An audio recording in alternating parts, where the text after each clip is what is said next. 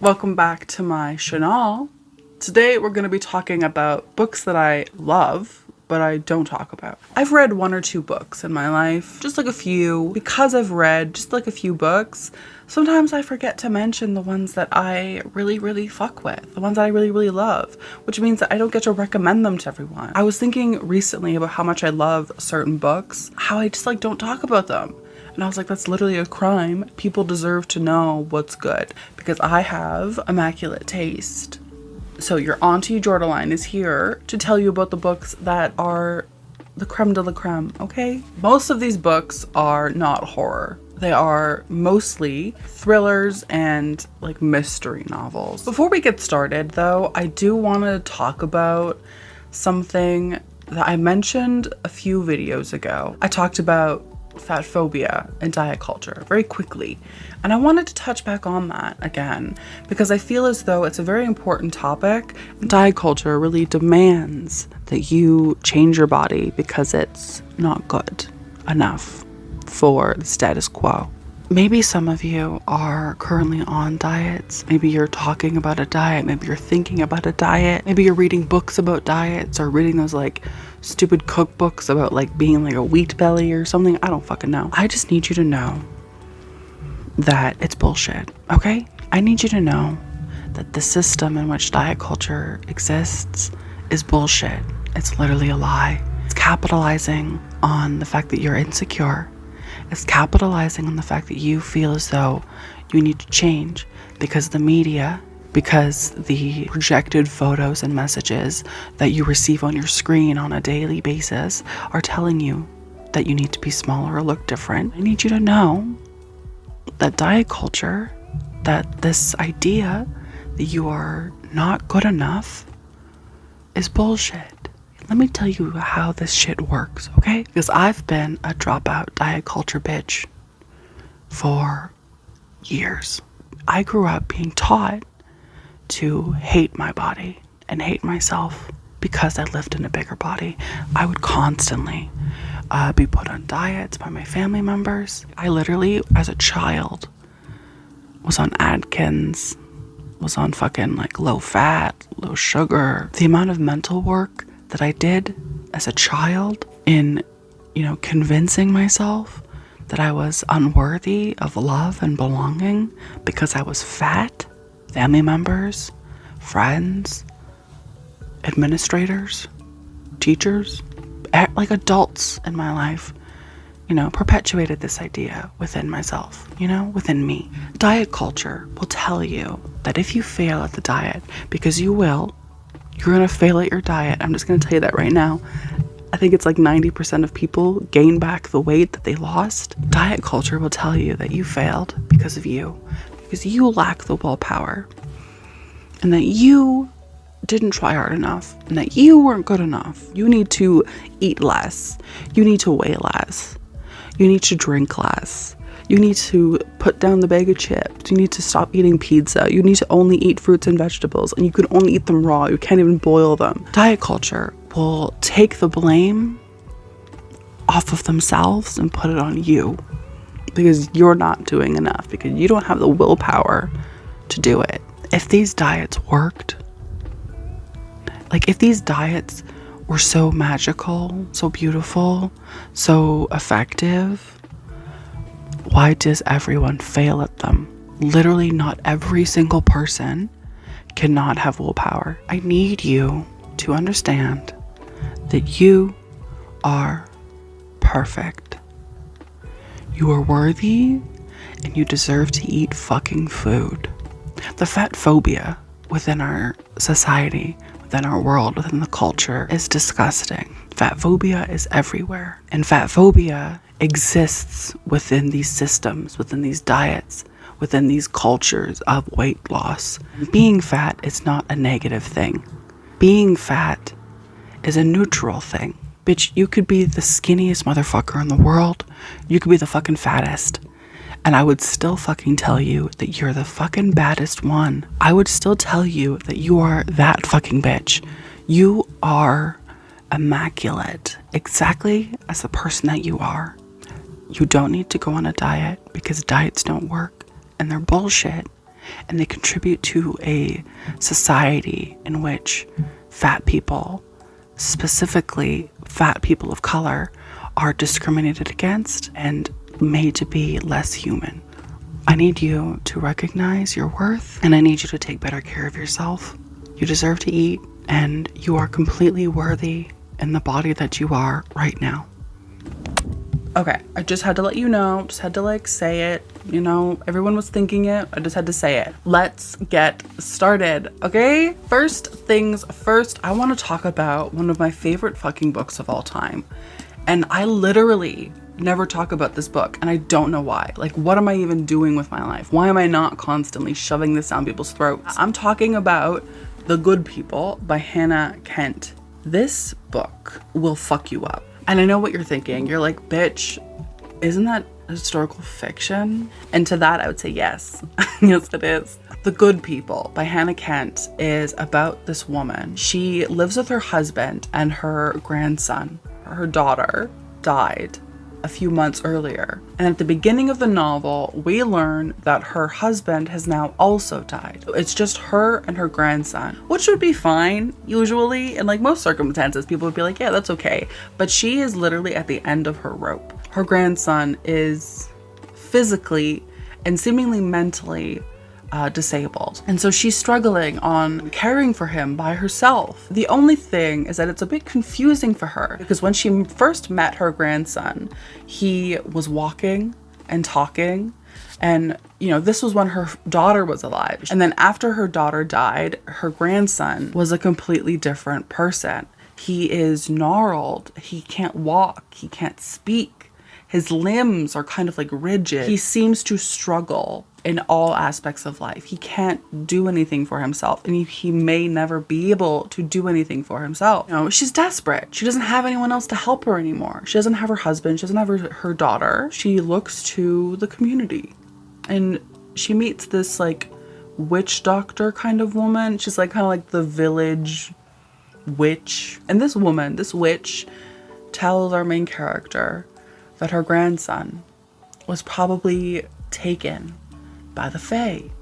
Her grandson was kidnapped by fairies, and they left in his place a changeling. One of the most awful, disturbing, and heart-wrenching books I've ever fucking read.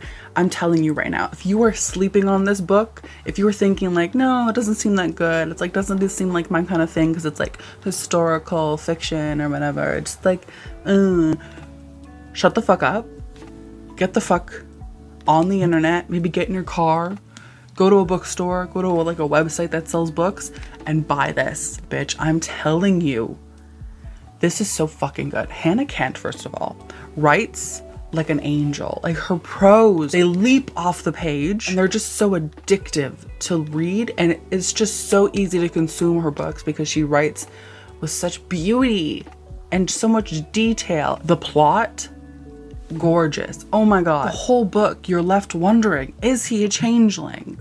Are they crazy? What are they gonna do to him? Like, what are the procedures in which they can, you know, get the son back? It keeps you on your toes. The writing is the most beautiful fucking shit you will ever fucking read. It's so good. Mrs. Kent, hi. You don't know who I am, but I just love you. So, just thank you so much. Thank you.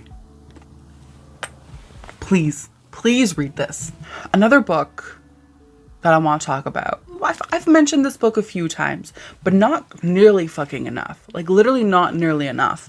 And that is The Library at Mount Char by Scott Hawkins. This book is really interesting because it's a mixture of horror, sci-fi, and like fantasy kind of elements. This book is a fucking roller coaster.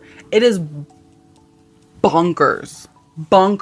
We are following this girl named Carolyn. Now, when Carolyn was a child, she was taken in by this old man. Actually, you know what? It kind of gives me Umbrella Academy kind of vibes, where like these children are taken in by this old dude, and he's kind of like, I'm going to teach you how to do things, and it's going to be great. So each of these children are taught one particular subject. Carolyn was taught language. So Carolyn literally knows any and all languages. You know, her brothers and sisters, because there are like a few others, were taught different things. I think one of them was taught like war. Another one was taught like, you know, necromancy or so. It's like, it's very Umbrella Academy-esque. If you're looking for that kind of thing, which by the way, I love Umbrella Academy. I literally cannot wait for season 3. Also, I have a huge crush on Elliot Page. Like, he is literally so fucking hot. Anyway, the book begins when they're adults and Carolyn and her brother and sisters are looking for their father because he's gone missing and they fear that he might be dead. Again, when I tell you that this book is absolutely bonkers and wild, I'm not even joking. It will keep you on your toes the entire time. One of the most compulsive books I've ever read in my entire life. Carolyn as a main character is just this like badass, and then you learn about their childhood and it's like literally horrifying because like this fucking psycho put all these kids through the most like horrific, terrible things, and you read about them as like adults, and these like dynamics of them being like almost like family members is so interesting. I love this book so much. I need to reread it because it's been a few years, but please, I'm telling you, if you want something that's like Umbrella Academy but not, please pick this up. It's so fucking good. I'm gonna talk about these next books like together. They have like a kind of like similar genre. Nothing to See Here and Normal People by Sally Rooney. Nothing to See Here is actually a literary contemporary novel about this woman who begins as like a nanny for these children, but these children combust into flames when they're upset or nervous. She literally has to care for these children, for these kids who just like burst into fucking flames out of nowhere. I love this book because it's so fucking sweet. There's so much heart in it. I really related to the main character Lillian, specifically and especially with her relationship to her mother. This book will grab at your heart and just like squeeze it a little bit, but in like a really nice way, you know what I mean? Like it's kind of sweet, it's kind of cute. 10 out of 10. The audiobook as well is wonderful. I cannot recommend it enough, and I never talk about it, and that's literally a crime. And then Normal People by Sally Rooney. Honestly, if you haven't read this, I think you should. It's a romance novel. It's about two people who begin a like fuck buddy kind of relationship, and then we follow them as they get older and how their relationship sort of morphs and changes. I literally read this in one fucking sitting. I started it and could not put it down. It's so fucking good. It's so beautifully written. The writing style is like a little bit jarring at first. The further you go, the more you will slip into it, the better it is. It's like got nothing to do with horror like at all, but it's such a good sort of like a heartfelt, cutesy kind of read. And I literally read this and just like felt like my heart was like growing 6 sizes, you know? I was like the Grinch for a moment. Again, I never talk about that book, but I love it so much. Okay, let's go back to the darker side, okay? Let's talk about a little book that I actually read because of Jen Campbell. Back in the day, like years ago, I would watch like so many British, like UK-based booktubers. That was like my jam. And I used to watch Jen Campbell, and she talked about this book all the time. And I read it, of course, and I fucking loved it too. And I still love it. And that is The Dumb House by John Burnside. The Dumb House is this book about this guy. As a child, his mother told him this story about a prince. This prince was convinced that language was inherent. This prince would walk around and just be like, people are born with the ability to like totally know English and like how to speak and stuff. It's just like, it's like part of genetics. And everyone was like, yeah, sure, okay. And so this prince, to like make his point, to be like, haha, I told you so, puts all of these babies, these newborn babies, into what he calls a dumb house, where he has deaf and mute nurses caring for the children. And as he's getting older, this boy/man, our main character, becomes obsessed with the story, becomes obsessed with the idea of language, and obsessed with the idea of the human soul. He wants to kind of capture the human soul. He wants to see like what it looks like, if he can like find evidence of it. So begins just like this harrowing, disgusting descent into madness. This book will literally like set like shivers down your spine, because the main character in this book is so abhorrent, so horrible. It's literally so compulsive. It's so compelling. It's so easy to read. The first sentence alone just pulls you in. No one could say it was my choice to kill the twins any more than it was my decision to bring them into the world. So good. So dark, so fucked up, and so fucking good. I love this book so much. Speaking of dark and fucked up, let's talk about Confessions by Kane Minato. I've talked about this book actually quite a bit, but I haven't mentioned it in a while, so I figured I would, just to remind you that this is so fucking good. This is like a thriller horror novel about a teacher. This teacher one day goes into her classroom, into her work, and she's like, hey guys, just so you know, I just like quit. I'm done. I don't want to be a teacher anymore. And they're like, no, what do you mean? Why? And she's like, well, it's just like difficult because like one of you guys like totally murdered my daughter. And I'm like, not into it. Actually, you know what? 2 of you murdered my daughter. I'm like, not into it. I don't fuck with you. This teacher outs these students in front of everyone and is like, you fucking killed her. Go fuck yourself. I hate you. Just like wait for me to get my fucking revenge. So begins the craziest fucking book you will ever fucking read. I was talking before about Library at Mount Char being bonkers. No, this book is bonkers. The plot is just crazy. I don't want to give anything away because I think you literally need to go into it yourself and experience it yourself. I literally went chapter to chapter of this book thinking like, it literally can't get crazier. Like it literally can't get any crazier. Like there's no fucking way. And yet every single fucking chapter I was proved wrong. And then by the end of the book, I like sat there like, what had I just read? What the fuck? So good. Such a fun, good thriller with so many plot twists, so many twists and turns.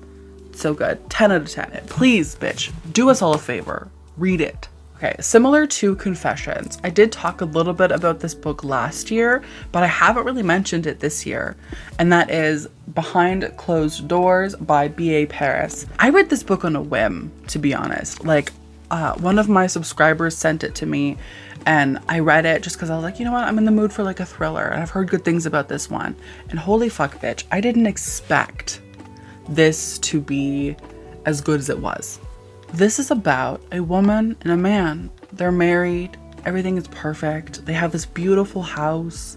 They have a beautiful life. They go to like dinner with their friends and everything is great.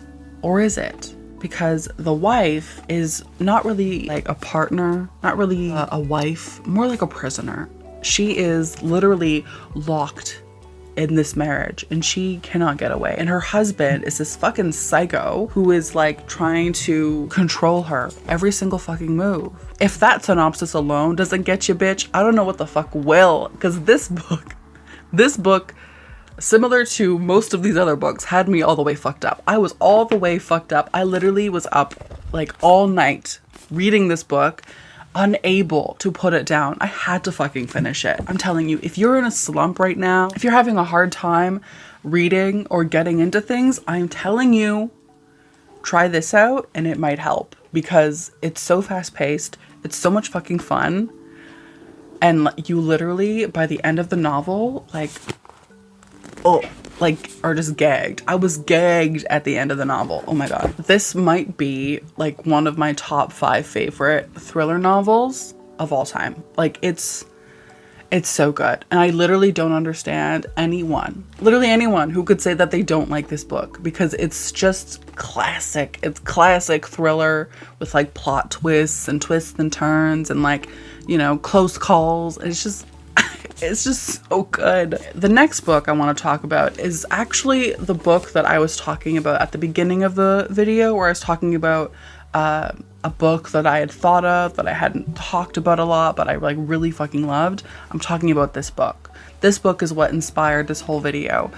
And that is The Secret History by Donna Tartt. I've been listening to this book on audiobook. I'm probably like 50% of the way through at this point. And it's just reminding me why I love this book so much. And like, I'm just asking myself all fucking, like, why aren't you talking about this? Why have you not brought this up every single moment that you could? What's wrong with you? The Secret History is about this guy named Richard. Richard is unhappy with his life.